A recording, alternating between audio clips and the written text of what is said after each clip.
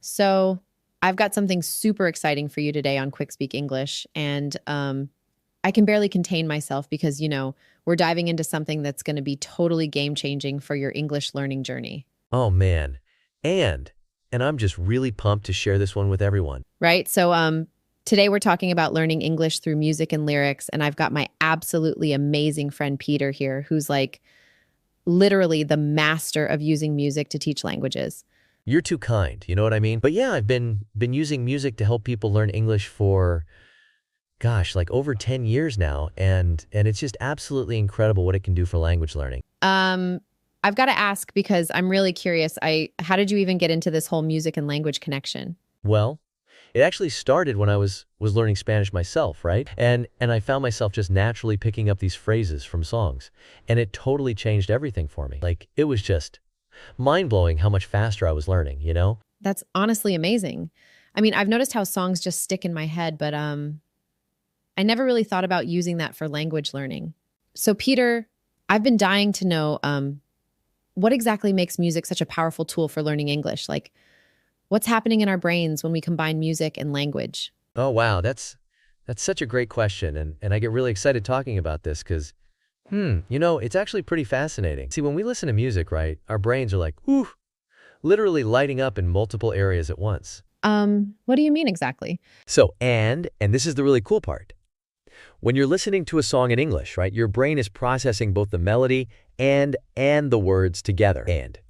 And what happens is the music creates these like neural pathways that make it so much easier to remember the language. You know what I mean? That's actually incredible. But what about the rhythm part of it? Right, so the rhythm is absolutely crucial here. Like think about how natural speech has its own kind of rhythm, right? And music basically helps you internalize these patterns without even trying. It's like pekge, pekge, pekge, pekge jere, pekge, pekge, pekge, pekge, pekge, pekge. So, is that why we sometimes can't get songs out of our heads? Exactly. And that's what makes it so powerful for learning.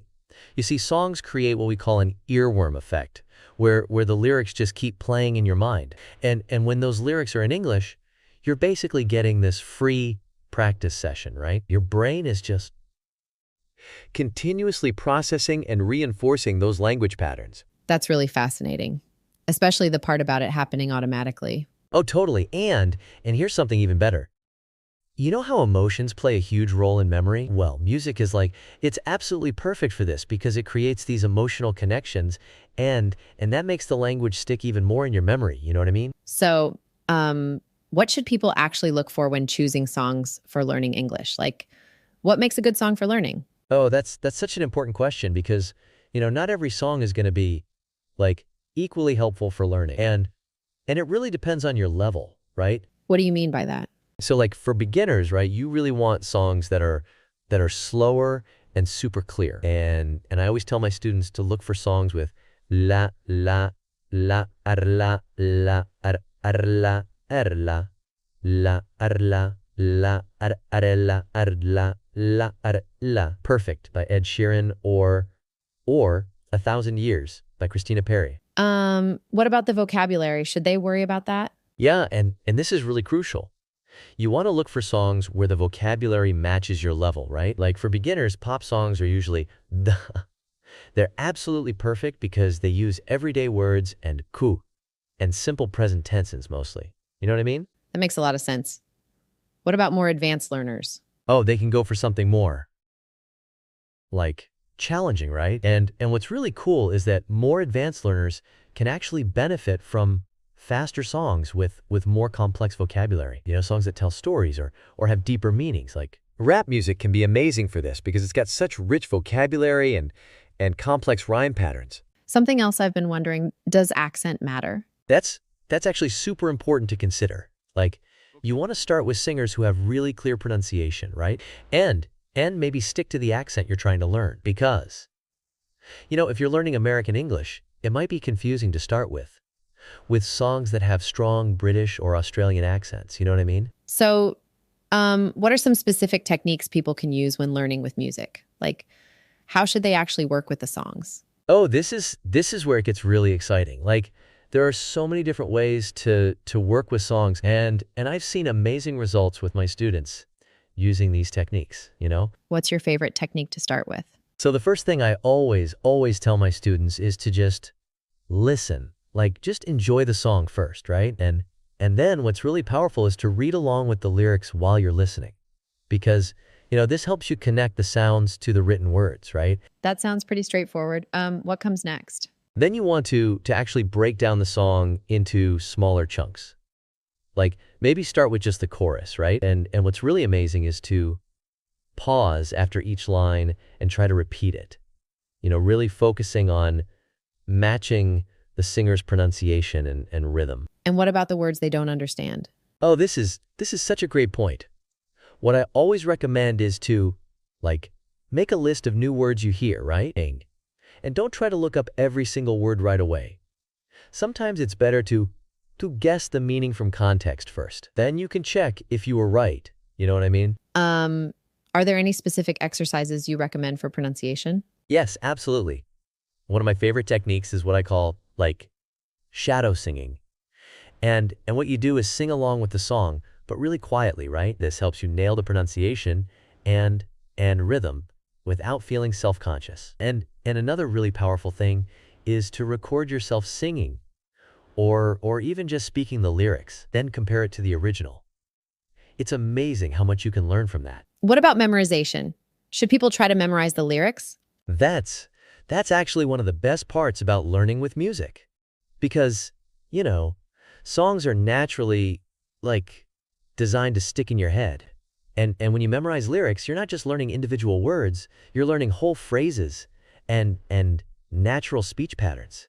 It's totally powerful stuff. I've been wondering, what are some common problems that people run into when they're trying to learn English through music? Oh, this is such a great question. One of the biggest challenges I see is that people often pick songs that are way too difficult for their level, And they get frustrated because they can't understand anything. So what's the solution for that? The key is to start with songs that match your level. If you're a beginner, look for songs with ba da da da da da da da ba da da da da da and gradually work your way up to more complex stuff. Taylor Swift's slower songs are perfect for beginners, you know what I mean? Are there any other major obstacles people face? Oh yeah, definitely. Another big one is dealing with slang and idioms in songs. Music often uses a lot of non-standard English, right? And sometimes the metaphors can be really tricky to understand. How do you help your students deal with that? So what I always tell them is to focus on the context first. And don't get too hung up on understanding every single word, Sometimes it's better to get the general meaning and then dig deeper into the specific phrases that catch your interest. What about when the singing is too fast to follow? That's such a common issue. But there's this really amazing solution. You can use music apps or YouTube to slow down the playback speed, right? And this lets you hear each word more clearly. Then you can gradually increase the speed until you can follow the original tempo. How about the issue of different accents in songs? Oh, this is actually a hidden blessing. Because, in real life, you'll encounter all kinds of accents. And music is this fantastic way to expose yourself to different varieties of English. You can learn British English from the Beatles, American English from Taylor Swift, and Australian English from AC/DC. You know what I mean? It would really help if you could share some specific songs that our listeners could start with. Oh my goodness, yes. I've got so many great recommendations that I'm just dying to share. For absolute beginners, I always recommend Stand By Me by Ben E. King.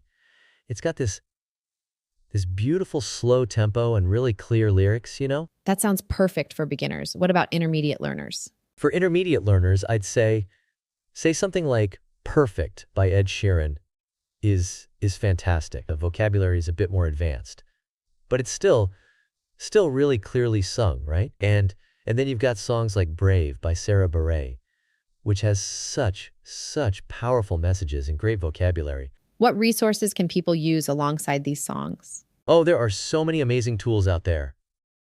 Like, lyrics training is this fantastic website where you can practice by filling in missing words. And there's this amazing app called Music's Match that shows you real-time lyrics while the song is playing. You know what I mean? Second paragraph in the dialogue. In this episode of QuickSpeak English, we're diving deep into the amazing world of learning English through music and lyrics. It's something I've been wanting to explore for ages. Oh, it's fantastic and so effective. I mean, you wouldn't believe the results people see. It's like a total game changer, seriously. So, tell me, where do we even begin? I mean, there's so much music out there. How do you even start to use it effectively? Right. Well, the very first thing is to find music you actually enjoy, something that really resonates with you. Otherwise, it's going to feel like a chore. And that defeats the whole purpose. It's got to be something fun. Totally. So, like, if I love pop music, I should start with pop songs? Absolutely. Pop, rock, country, whatever gets your toes tapping. And, start with something relatively simple lyrically. You don't want to start with like a super complex opera. Do you know what I mean? That would be overwhelming. Haha, good point. Okay, so I found my song. What's next? Then you listen and listen again and again. Really focus on the pronunciation, the rhythm, the flow. Listen to it actively, not passively. Okay, so active listening, got it. What exactly does that involve? Well, you could try singing along, even if you're terrible at first. It helps with pronunciation and intonation immensely. Like you get a feel for the music and the words and how they fit together, and it just makes it more fun. Really. You can also try to shadow the singer. That's where you try to mimic their pronunciation as closely as possible in real time. Wow, that sounds intense, but also fun. So what if I don't understand all the words? That's totally normal at first. That's why we have lyrics. Look up the lyrics online and try to follow along as you listen. You can even highlight the words you don't understand, and then you look them up in a dictionary or online. It's really, really important to understand the meaning of the lyrics to really get the context. Okay, so like active listening, singing along, shadowing, and looking up lyrics. I'm getting it. So after I understand the lyrics, what then? Well, then the thing is, you can start to break down the individual parts of the song. Like phrases, clauses, individual sentences. You can start noticing the grammatical structures, the vocabulary, and you start to internalize all of this subconsciously almost. It's amazing, really. So it's like passively learning grammar without even realizing it. That's pretty cool. It really is. And it's also about context. Music gives context to the words, and you're getting exposure to natural spoken English, the way native speakers actually speak. Right? So it's not just memorizing vocabulary words, but actually seeing them used in a context. Exactly. And you start to develop an ear for the rhythm and flow of the English language. That's a huge part of fluency. I'm starting to see how this is like way more than just listening to songs. This is actually a really structured approach. It totally is. And there are so many resources out there to help you. There are websites with song lyrics, and there are tons of YouTube videos that break down songs grammatically. It's fantastic. So let's say I've mastered a few songs. What's next? Well, you can try different genres, explore, experiment, and you can even start writing your own lyrics inspired by songs you like. You can even try rapping. It's super fun, and that will really enhance your creative skills and your vocabulary. Oh, I like that. That's actually really creative. So it's not just about passive listening and repetition. It's about active participation and creation. Exactly. And remember, it's about making it fun. If you're enjoying yourself, you're more likely to stick with it. And the more you stick with it, the better you'll get. This is incredible. I never thought of learning English in this way. It's so much more engaging than textbooks and grammar exercises. See, that's the beauty of it. It's like a secret weapon, a fun way to really improve your English. It's learning while having fun. What could be better? You're right. I'm seriously considering writing my own song now. It seems so exciting. I'm almost tempted to try and rap. Do it. You should definitely try. It's a really, really great way to solidify what you've learned. Okay, so let's recap. Find music you love, active listening, sing along, shadow the singer, Look up lyrics, break down the song grammatically, experiment with different genres, and even write your own lyrics. That's a lot to take in, but it's all so exciting. Exactly. And remember, consistency is key. Even just 15 minutes a day can make a huge difference. And don't be afraid to make mistakes. It's part of the learning process, and have fun with it. I feel so much more confident now. Thanks so much for sharing your expertise, Lily. This has been a game changer, seriously. Anytime, Sophia. It was my absolute pleasure. And remember, learning English shouldn't feel like a chore. It should be an adventure. So put on some music and let's get learning. Now, before we end, did you hear about the musical group who got lost in the woods? They were completely lost without a compass, but they found their way out by following the rhythm. Get it? Haha, that's a good one. Okay, that's all for this week's episode of QuickSpeak English. Thanks for listening, everyone. Join us next time for another exciting episode. Bye, everyone. And remember to keep singing and keep learning.